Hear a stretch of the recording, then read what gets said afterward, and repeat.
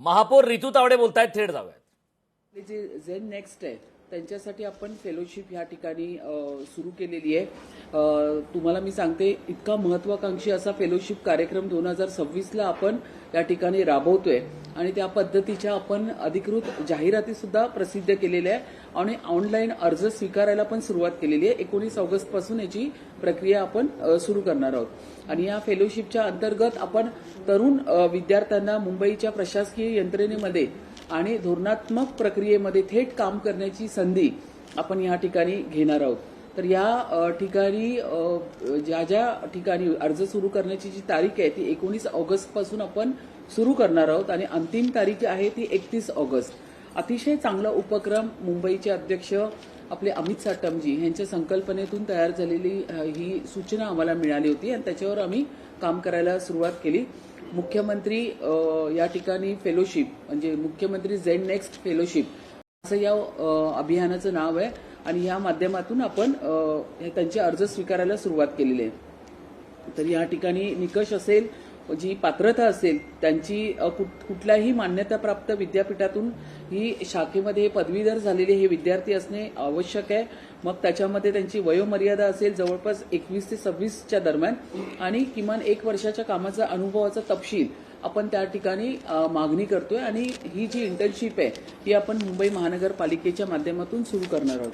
या प्रत्येक म्हणजे वॉर्ड निहाय असेल, हेड ऑफिसला असेल, प्रत्येक ठिकाणी आपण प्रत्येक विभागामध्ये एक आपण जो तरुण सुशिक्षित आहे तो आपण देणार आहोत.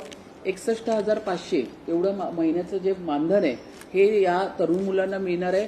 अतिशय चांगला असा उपक्रम आपण मुंबई महानगरपालिकेच्या वतीने मुख्यमंत्री झेन नेक्स्ट फेलोशिप प्रोग्राम आपण राबवतोय आणि म्हणूनच त्याची घोषणा करण्यासाठी आज मी तुम्हाला या ठिकाणी बोलवलंय. हा अतिशय चांगला उपक्रम तुमच्या माध्यमातून संपूर्ण मुंबईकरांना हा पोचला पाहिजे आणि आपल्या मुंबईमध्ये असणाऱ्या सगळ्या तरुण विद्यार्थिनींनी ह्याच्यामध्ये सहभाग घेतला पाहिजे.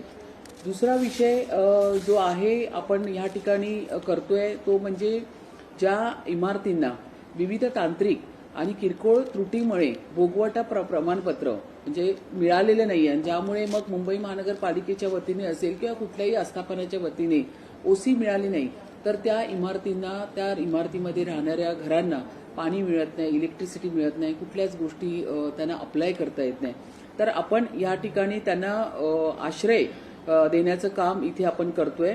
तर 17 नोव्हेंबर 2016च्या धोरणानुसार बिना भोगवटा प्रमाणपत्र ओसी असलेल्या इमारतींना भोगवटा प्रमाणपत्र देण्यासाठी अभय योजना आपण या ठिकाणी मुंबई महानगरपालिकेच्या कॉर्पोरेशनमध्ये पास केली आहे. अतिशय चांगली योजना. ह्याच्यामध्ये आदरणीय पालकमंत्री आशिषजी शेलार असतील, आदरणीय माजी खासदार गोपाळ शेट्टीजी असतील, यांनी अथक प्रयत्न ह्याच्यामध्ये करून आपल्या मुंबईकरांना ही योजना आपण आणलेली आहे.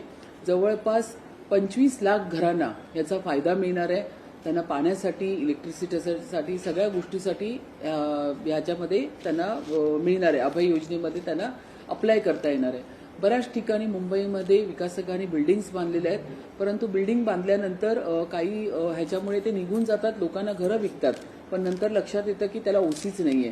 तर ह्या योजनेच्या माध्यमातून त्यांना खूप मोठा दिलासा या ठिकाणी मिळणार आहे. निवासी इमारतीसाठी असलेली चौरस मीटर क्षेत्रफळाची मर्यादा हटवून लोकशाही मराठी ऐका, पहा, जागरूक रहा.